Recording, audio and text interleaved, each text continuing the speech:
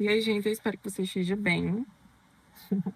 Boa tarde primeiro, ou bom dia, boa noite, não sei qual horário que você está ouvindo aí, mas espero que você esteja bem, esteja relaxado. Muito provavelmente você deve ter vindo até aqui em busca de obter mais informações sobre uma prova, ou alguma coisa que você vai fazer, né? Porque o tema do nosso podcast hoje é justamente falar sobre a prótese parcial fixa aplicando sobre o conteúdo de retentores intrarradiculares metálicos e de fibras de vidro. A gente sabe que uma coroa protética, independente do material, ela necessita de um preparo do remanescente coronário. Ela precisa que o remanescente dentário tenha sido preparado com altura mínima e uma convergência adequada das paredes axiais, para que garanta ali uma retenção e uma estabilidade. Retenção e estabilidade são dois parâmetros que a gente sempre escuta, né? Então, quando a estrutura dentária não apresenta remanescente adequado, por exemplo, se faz necessário a reconstrução prévia da estrutura coronária, que é o núcleo do retentor. Então, as reconstruções coronárias, elas vão ser desenvolvidas quando existe um comprometimento muito extenso da porção coronária do dente, ou seja, da coroa, né? Isso por uma cárie extensa, uma fratura coronária, um tratamento endodôntico com abertura extremamente exagerada do conduto, um desgaste que foi muito forte, muito acentuado, que fez com que houvesse um enfraquecimento da estrutura dentária remanescente, ou até mesmo um preparo que foi mal executado, né? Então, eu vou utilizar o núcleo, né? O núcleo da reconstrução coronária através desses parâmetros. Quando existe uma cárie muito extensa, uma fratura coronária, um tratamento endodôntico mal feito, né? Um desgaste que foi feito de forma extremamente acentuada, quando teve a tentativa de fazer ali o preparo das paredes axiais, né? Porque a gente lembra que para poder colocar esses retentores, eu preciso, para que esse retentor ele tenha retenção e estabilidade, eu preciso de uma convergência mínima das paredes axiais e uma altura também mínima, né? Então, de maneira geral, o que são esses retentores? Esses retentores, eles são basicamente dispositivos. Esses dispositivos, eles são basicamente indicados para dentes com coroa total ou parcialmente destruídos. E que dentro desse contexto, eles vão necessitar de tratamento com prótese facial fixa, onde a gente vai devolver as características clínicas da estrutura dentária, permitindo com que o preparo protético seja executado para a instalação de uma prótese fixa, que é a famosa coroa, né? Então, existe pelo menos esse retentor, ele é formado por duas partes. O núcleo, acho que vocês já até conhecem, né? Que esse núcleo, ele vai ser desenvolvido primordialmente quando a estrutura coronária ela foi bem destruída, né? E o pino intrarradicular. O que é importante falar sobre esse pino? Esse pino aí, ele não reduz ali a questão da retentividade ali do dente, propriamente dito, ali no osso, não, viu? Esse retentor, esse pino, ele basicamente, ele tem que estar bem assentado ali na região do conduto, para que a força mastigatória seja transferida ao longo do eixo do dente, fazendo com que haja redução da concentração das forças na estrutura dentária que foi fragilizada, né? Então, quais são as características? Permite ali um preparo protético, ou seja, o que é esse preparo protético? É a colocação da coroa, que vai devolver os aspectos clínicos para o paciente. vai possibilitar ali o encaixe da restauração que vai ser confeccionada, vai também preservar a estrutura dentária remanescente, o resto do dente que sobrou, né? Ela diminui também as características da utilização desse retentor, diminui também o risco da fratura coronária e radicular, se ele ainda não teve, né? Só que tem um detalhe,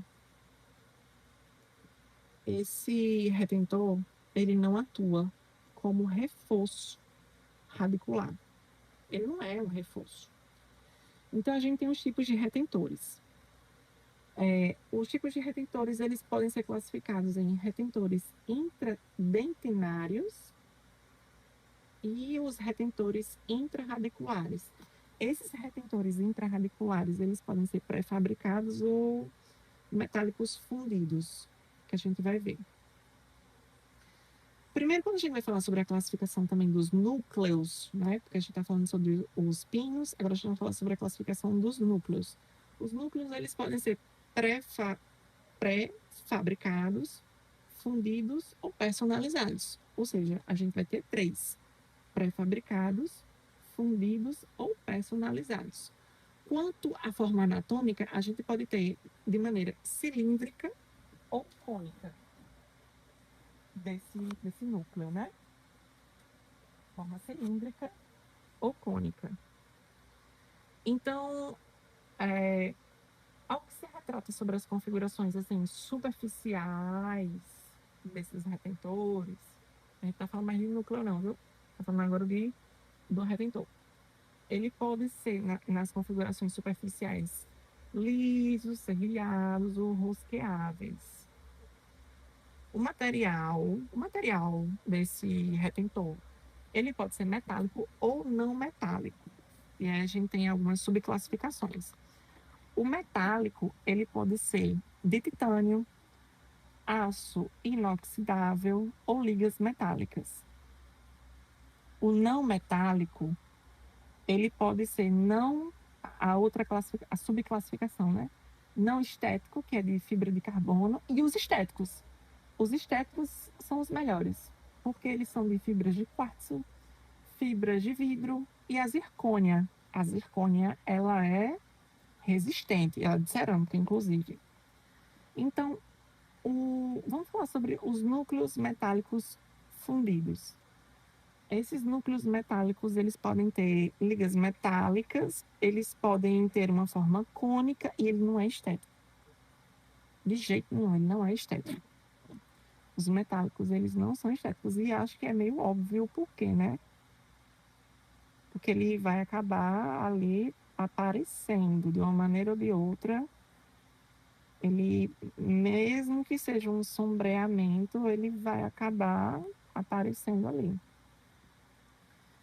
Os tipos de retentores, como a gente estava falando, existem os retentores intradentários e os intrarradiculares. Vamos primeiro falar sobre os intradentários. Esses intradentários, eles são para dentes poupados, ou seja, para dentes que não tiveram ali tratamento de canal, né? E que tem pelo menos ali a estrutura coronária preservada. Eu também tenho que ter o nível do término cervical visível para poder colocar essa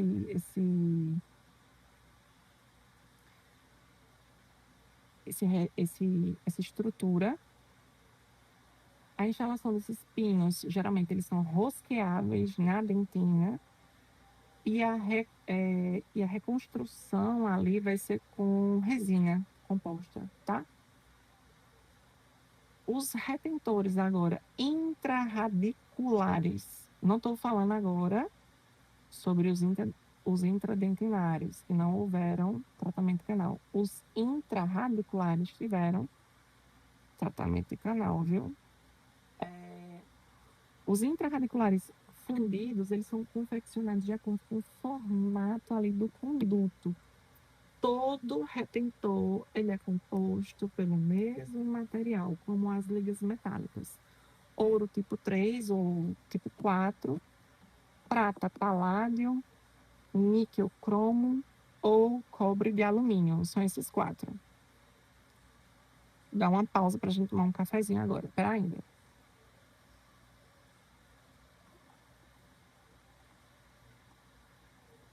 Indicações. Quais são as indicações para esse retrator? Esse pino, na verdade, né? É basicamente para dentes que tiveram uma destruição coronária bem extensa, né?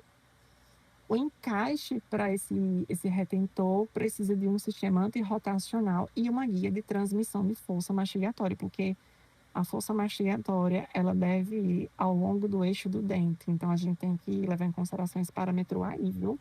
E lembrar que o retentor, ele não tem função de fazer com que haja reforço radicular, né? Então, existem duas etapas para a confecção desse retentor metálico que a gente está falando. Os canais radiculares, eles devem estar excessivamente cônicos e expulsivos. Cônicos e expulsivos. E quando existe também a necessidade de modificar a inclinação da coroa, já que a coroa ela foi totalmente destruída, né, a gente ainda consegue ali fazer uma modificação da inclinação da coroa. E a indicação dele também está atrelada ao fato para a inserção de prótese fixa ou removível, principalmente quando se retrata de reabilitação com indicação de múltiplos retentores intrarradiculares. Já as contraindicações é quando o dente ele tem uma raiz muito fina e curta, raiz muito fina e curta. E dentes também que têm várias raízes e raízes muito divergentes. Quais são as vantagens desse tipo de material? Ele tem uma história clínica de sucesso, resistência mecânica extremamente elevada, ele tem uma melhor adaptação no canal radicular, ele é um retentor de material único e ele pode possibilitar ali uma correção na inclinação do preparo.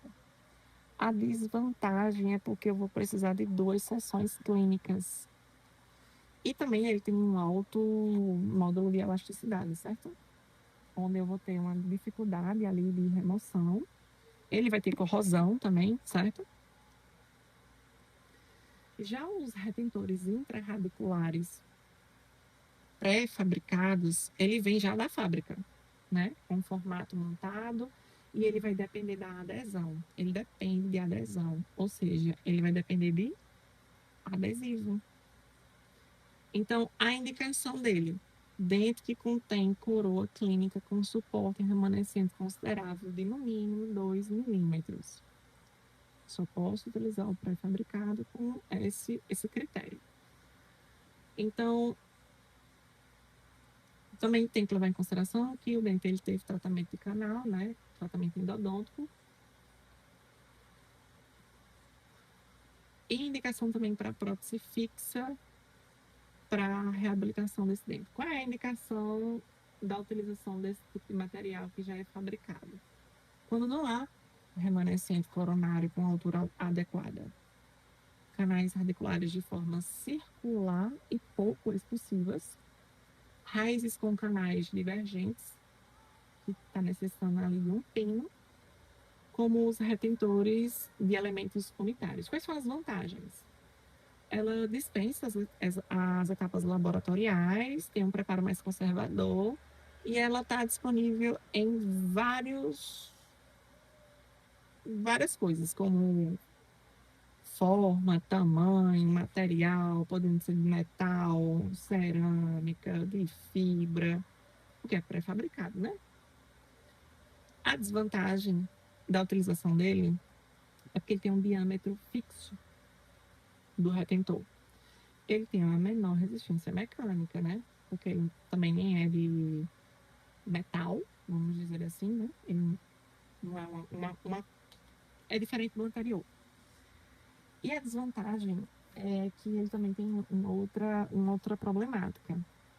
É que se eu quiser remover, eu vou ter uma dificuldade, porque eu vou ter uma dificuldade em fazer a diferenciação entre dentina e resina composta e pino, porque o pino de fibra de vidro, ele vai ficar tão parecido com a dentina que vai ser difícil eu conseguir identificar, porque eles vão se misturar ali no quesito de pigmentação, e aí eu vou ter dificuldade na identificação desse pino. Onde é que ele está? Sobre a durabilidade do retentor, como é que eu vou saber as questões de durabilidade, né?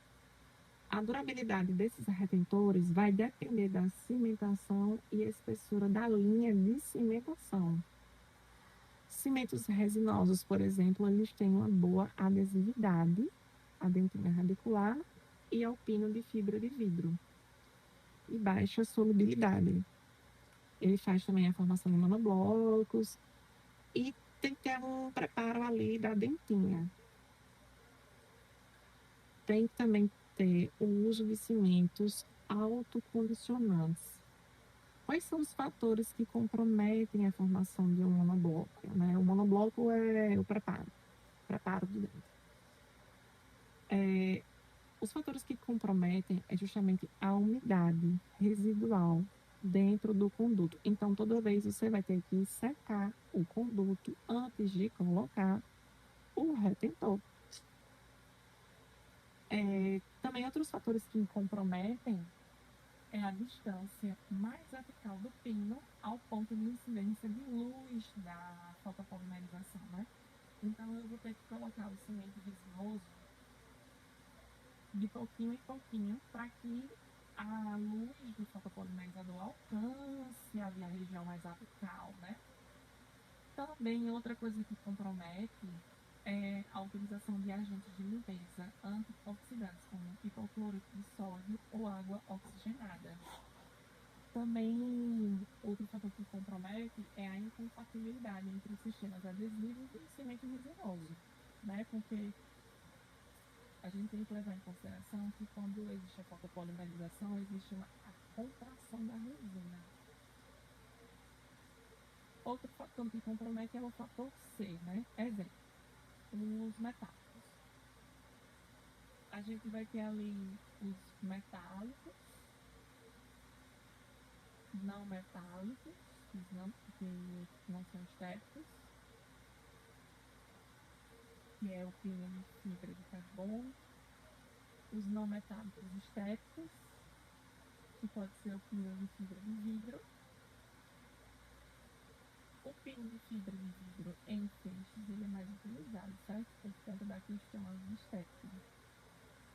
E também porque ele é excelente em canais radiculares instrumentados pela técnica rotatória. E ele também tem uma ótima adaptação a todas as morfologias geométricas do canal. Então, a gente pode observar as características ideais dos retentores. Qual é uma característica ideal para um retentor? Tem resistência, né? Retenção. Resistência e retenção.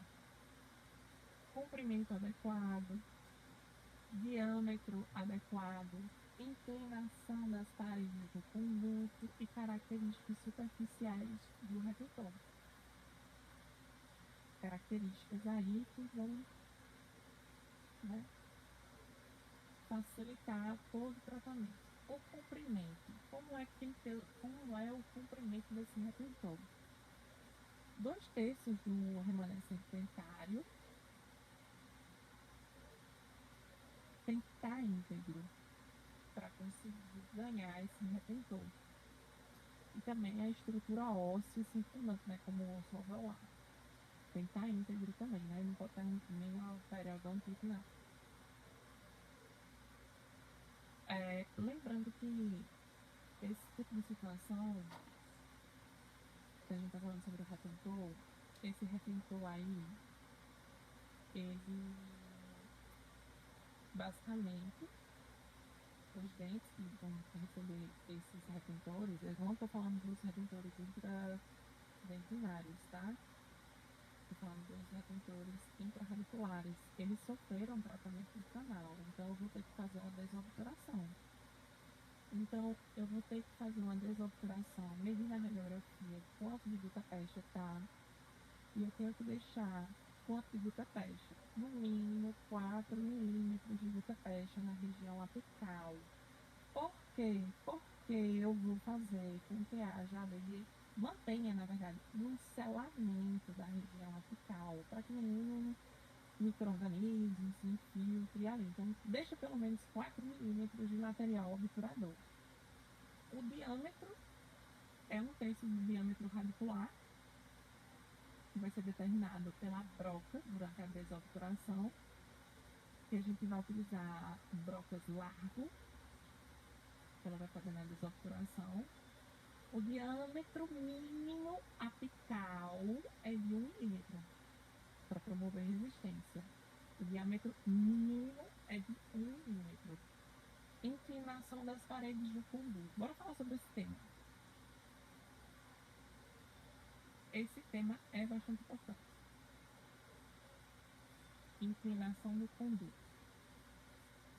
Sempre que você for fazer esse tratamento, seguir a inclinação do conduto com as paredes com um grau de convergência, para facilitar o escoamento do cimento resinoso. Existe a possibilidade de você fazer o retratamento canal por inteiro, mas como retratar? Primeiro você tem que levar em consideração se o paciente ele fez o tratamento canal ali faz 5 anos que ele fez esse tratamento canal, tem presença de lesão endodôntica, o comprimento está inadequado do conduto, o paciente ele tem sintomatologia dolorosa, então tu vai ter que retratar esse canal. Certo? Quais são as características superficiais do retentor? Os retentores metálicos, ele vai ter um jateamento com óxido de alumínio e aplicação de primer metálico. E os retentores de fibra de vidro vai ser tudo aquele passo a passo muito semelhante à restauração, que é a utilização de adesivo do retentor com ácido fosfórico a 37%, silano, adesivo convencional também, né? É interessante a gente falar sobre esse retentor metálico, porque a gente vai colocar um jateamento de óxido de alumínio, que é uma coisa que não é muito falada, né? Mas assim, retentor metálico, que é um passo a passo diferenciado nessas características superficiais.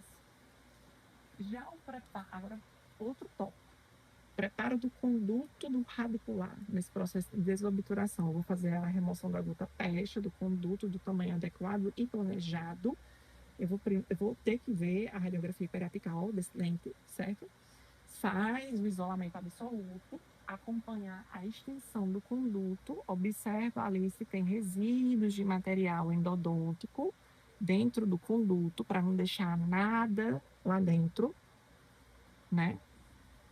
Porque tu vai colocar um outro material, né? Então, assim, tu tem que tirar a gutta-percha. Lembrando, deixa 4 milímetros de gutta-percha na região apical.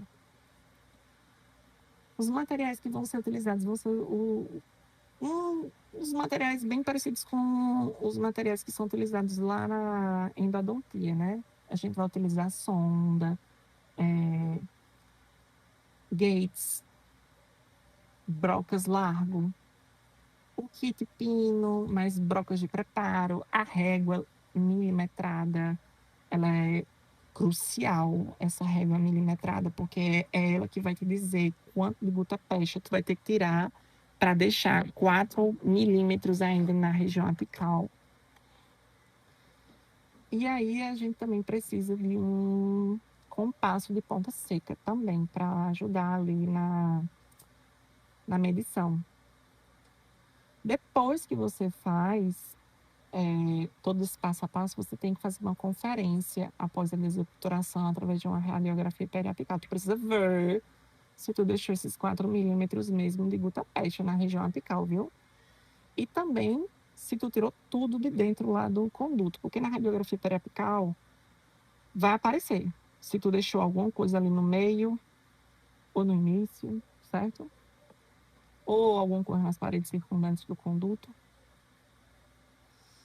Então, por exemplo, se o conduto ele tem 15 milímetros, tem 15 milímetros de gutta-percha, e eu tenho que deixar 4, eu tenho que tirar quanto de gutta-percha? 11. Tenho que tirar 11 de gutta-percha. Como é que eu vou tirar? Eu vou utilizar as limas Gates ou as broca largo.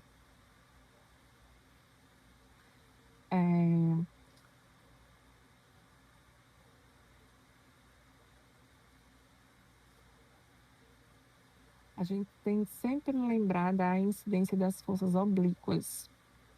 A força mastigatória tem que ir ao longo do eixo do dente, para não quebrar o dente, né?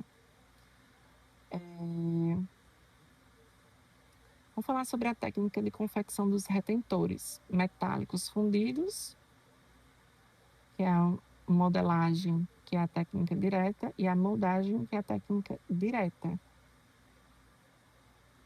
Uma é na boca diretamente do paciente e a outra não.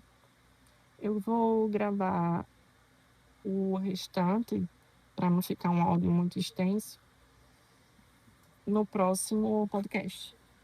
Bem, eu espero que você tenha gostado do conteúdo de hoje. É bem grande, bem extensivo, mas espero que esteja sendo proveitoso, principalmente para você que está aí estudando ou você que está aí ansioso, deitado, com os olhos fechados, só se concentrando na minha voz para conseguir entender o que eu estou falando. Então é isso. Me segue nas redes sociais para a gente conseguir manter contato. @prof.doutor.lauriston Soares. Beijão e até mais. E bons estudos.